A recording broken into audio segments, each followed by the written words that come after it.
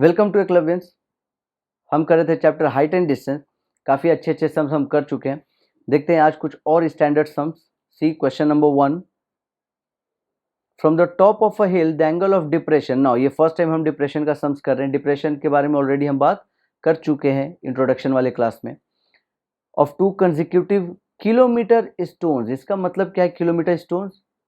यानी 1 किलोमीटर का डिस्टेंस का 1 किलोमीटर डिस्टेंस है दोनों पत्थरों के बीच में।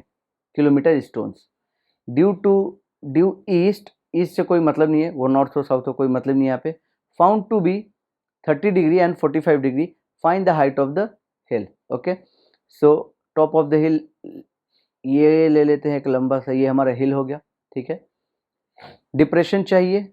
ठीक है, तो मान लेते हैं कि पहला यहाँ पर है, ये पहला पत्थर यहाँ पे है और ये डिप्रेशन के लिए हम क्या करते हैं, एक पैरेलल लाइन बनाते हैं और ये जो हाइपोटेन्यूज के साथ एंगल लेता है वही कहलाता है हमारा डिप्रेशन वाला एंगल। तो ये कितना दिया हुआ है हमें, 30 डिग्री। ओके, अभी से बनाएंगे नहीं, because I will tell you something very important. और आगे चलते हैं कि एक और स्टोन है, सपोज वो यहाँ पर है। ठीक है, तो फिर यहीं से लेते हैं उसको, मान लो वो यहाँ पर आ गया और ये अब यहाँ से हम लोग जोड़ देते हैं। ठीक है, तो एक स्टोन है हमारे पास बी पे, एक स्टोन है सी पे और 1 किलोमीटर डिस्टेंस है इन दोनों के बीच। ओके, ये 90 डिग्री होगा। ठीक है, ये ओ ले लेते हैं, ये ए ले लेते हैं, that is top of the हिल। अच्छा, अब आप देखो 30 डिग्री एंड 45 डिग्री। क्वेश्चन को पढ़ के ये समझ में नहीं आता है कि पहला मतलब किस स्टोन के बारे में पहले बात कर रहा है। ठीक है, जो पहले बोला गया 2 कंसेक्यूटिव किलोमीटर स्टोन, तो ये समझ में नहीं आया कि पहले किस पत्थर के बारे में बात किया गया, बी या फिर सी। ठीक है, तो यहाँ पे हम वो लॉजिक यूज करेंगे कि जो बड़ा एंगल होता है वो अंदर की ओर होता है। हम ऐसे नहीं कर सकते कि मैं बी को 30 बोलूँ एंड सी को 45, ये पॉसिबल नहीं है। क्लियर है? तो इसलिए हम लोग सिंपली बोलेंगे कि क्वेश्चन में जो बोला गया है तो ये 30 पीछे वाले पत्थर के बारे में, ये 30 पीछे वाले पत्थर के बारे में, यानी पीछे से बात हो रहा है। तो पीछे वाले पत्थर के हिसाब से ये होना चाहिए डिप्रेशन 30 डिग्री। और आप देखो कि अगर ये 30 है तो ये भी 30 होना चाहिए। Alternate angles are equal parallel lines के बीच में, बिकॉज जो लाइन हमने टॉप ऑफ द हिल पे ड्रॉ किया वो पैरेलल है बेस के साथ। तो देखो आप एंगल 30 और ये इक्वल होगा। सिमिलरली ये अंदर वाला अगर 45 होता है तो ये भी 45 होगा। तो कभी भी क्वेश्चन में अगर कोई डाउट हो तो बड़ा एंगल अंदर होगा, बस इतना याद रखना। तो ये क्वेश्चन रेडी हो गया, डायग्राम बन गया। हमें क्या चाहिए, हाइट ऑफ द हिल। तो हाइट ऑफ द हिल में एओ हमें चाहिए, इसे मैं एक्स ले लेता हूँ हाइट ऑफ द हिल के लिए। अब बात करते हैं पहले ट्रायंगल एओबी में। ना in triangle A O B tan 45 degree turns permanently, यानी A O by O B. tan 45 1 होता है तो 1 equals to A O by O B. O B उधर जाकर मल्टीप्लाई होगा तो क्या कंक्लूजन हमें मिलेगा यहाँ से? कंक्लूजन ये मिलता है कि ओ बी बराबर ए ओ, ये दोनों सेम है। तो इसको आप लोग रट के याद भी कर सकते हो कि जब भी 45 डिग्री होगा, ठीक है, जो परपेंडिकुलर है और जो बेस है दोनों का लेंथ सेम होता है। तो इसका मतलब अगर ये x है तो ओ बी भी x होगा। बात क्लियर हो गया? चलते हैं 30 डिग्री पे। tan 30 क्या होगा? tan 30 degree again permanently and black के मतलब बेस की जगह पे आएगा ओ सी। ए ओ को मैं लिख देता हूँ x एंड ओ सी को हम लोग लिख देंगे x plus 1 kilometre. I am just writing 1। आप लोग इसे 1000 मीटर करके भी सॉल्व कर सकते हो। लिखना तो 1000 ही चाहिए, बिकॉज आंसर हम लोग का मीटर में ही पूछा जाता है और हम लोग आंसर भी मीटर में देते हैं। सो इसको अभी फिलहाल 1 ही लेके करते हैं, कैलकुलेशन थोड़ा ईजी हो जाएगा। x प्लस 1, tan 30 का वैल्यू कितना है? 1/√3 equals to x by x plus 1। Cross multiply करते हैं तो यहाँ से देखो क्या मिलता है हमें, x plus 1 equals to √3x। ये x को इधर लेकर आएंगे तो 1 equals to √3x minus x। x common ले लेंगे तो 1 इक्वल्स टू x कॉमन अंदर क्या आएगा, √3 माइनस 1। तो x का वैल्यू होगा क्या? x का वैल्यू होगा x equals to 1/√3 minus 1। Rationalise करना पड़ेगा तो ऊपर कर लेते हैं √3 + 1 से मल्टीप्लाई, नीचे कर लेते हैं √3 1 से +1 से multiply.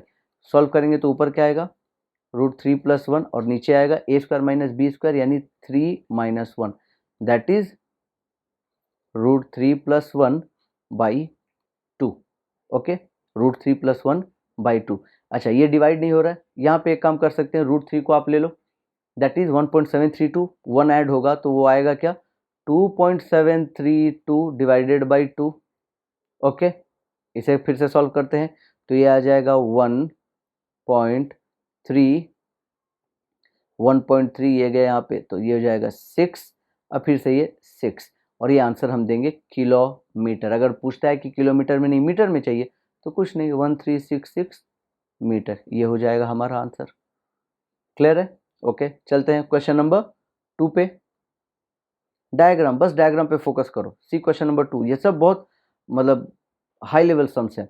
2 pillars of equal height on either side of a road which is 100 metre wide. ठीक है, 2 रोड है तो चलो एक पिलर यहाँ ले लेते हैं एंड सेम हाइट का एक और पिलर यहाँ ले लेते हैं।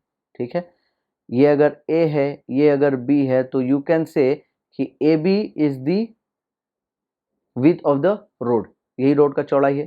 ठीक है, तो रोड के एक साइड में मैंने एक पिलर खड़ा किया, दूसरे के साइड पे दूसरा, दोनों का हाइट सेम है, याद रहे। ठीक है, ए बी, ये अगर सपोज सी है और ये मैं डी ले लेता हूं तो याद रहे के साइड में लिख देते हैं ए डी बराबर बी सी, ये क्वेश्चन में दिया हुआ है ऑलरेडी। आगे, angle of elevation of the top of a pillar are 60 and 30 at a point on the road. एक ही पॉइंट पे, सपोज ये एक पॉइंट है और यहीं से ये दूसरे पे गया है तो यहाँ पे ये हमारा 30 डिग्री, आप किसी को भी 60-30 कर सकते हो, कोई प्रॉब्लम नहीं होगा। 60 इसको कर सकते हो, 30 इसको, या फिर 30 इसको, 60 इसको, अपने हिसाब से कर सकते हैं। Eight a point of the between the pillars, ये हो गया। Find the position of the point between the pillars, यानी ये पोजीशन अगर ओ है तो हमें चाहिए ए ओ एंड ओ बी, इन दोनों का लेंथ, एंड उसके साथ साथ हमें चाहिए हाइट ऑफ ईच पिलर। किसी एक पिलर का भी निकाल देंगे तो दूसरे का भी वही होगा बिकॉज सेम है। ओके, तो स्टार्ट करते हैं। और क्या दिया 100 मीटर। अच्छा, एक और चीज़ क्लियर यहाँ पे हम लोग को मिल गया that A B equals to 100 metre है। So now what I am saying कि लेट, यहाँ पे लिख लेते हैं, जगह काफ़ी मिला है हम लोग को, let O A B x. तो अगर ये एक्स है तो ये 100 - एक्स होगा, यस और नो, क्योंकि टोटल 100 है। ओके, आगे चलते हैं, सॉल्व करते हैं ये ए डी वाला। अच्छा, यहाँ पे जस्ट वेरिएबल्स ए डी के बजाय मैं इसको पी ले लेता हूँ तो बी सी भी पी होगा, कैलकुलेशन में इजी होगा, बस इसी के लिए। अभी स्टार्ट करते हैं। इन ट्रायंगल क्या था ऊपर डी ना, D A O, D A ओ, आप देखो क्या होगा tan 60 degree permanently, that means P and by x, ये आएगा p/x tan 60। ओके, अच्छा यहीं पे थोड़ा सेकंड वाले को भी कर लेते हैं। सेकंड वाला क्या होगा tan 30 degree, again p/100 - x, तो ये दो चीज़ मिल गया। ओके, p आप देख रहे हो कॉमन है तो पहले p को ही हटा के सॉल्व करके x निकाल लेते हैं।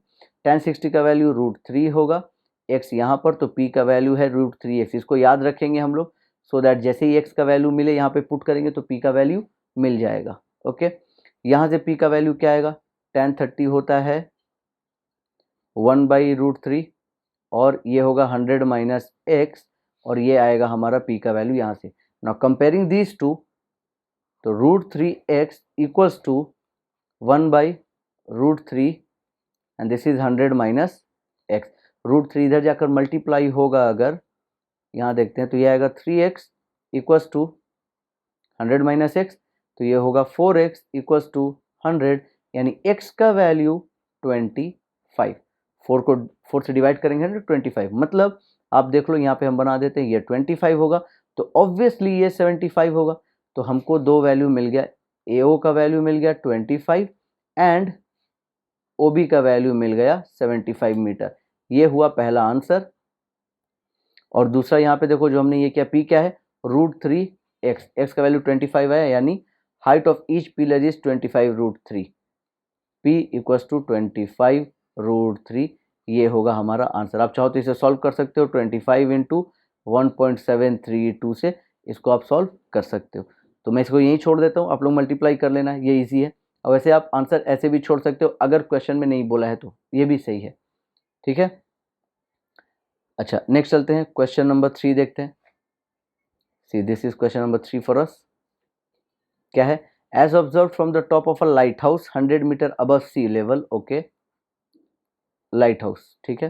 तो ये सपोज हमारा एक लाइट हाउस है, the angle of 100 metre above sea level, okay, तो ये 100 मीटर, ये इसका हाइट है, above sea, angle of depression of a ship sailing directly towards it, इसके तरफ एक शिप आ रहा है, चेंजेस फ्रॉम 30 टू 45, यानी पहले शिप था यहाँ पे, ओके, इसको ऐसे जोड़ देते हैं। तो पहले शिप था, सपोज ये सी हो गया, सी के पास, और ये हम लोग यहाँ से देख रहे हैं, तो हमारा जो डिप्रेशन था वो डिप्रेशन कितना था, 30। अब ये शिप कितना गया है आगे, ये शिप आया है यहाँ पर, और अब डिप्रेशन, यानी अब डिप्रेशन कहाँ से कहाँ तक काउंट होगा, ये पूरा, ये डिप्रेशन कितना है 45। तो अगर ये 45 है तो ये ऑल्टरनेट एंगल 45 होगा, और अगर ये 30 था तो ये भी 30 होगा। क्लियर है, हमेशा डिप्रेशन को एलिवेशन हम बना देंगे, कैसे, ऑल्टरनेट एंगल्स के हेल्प से।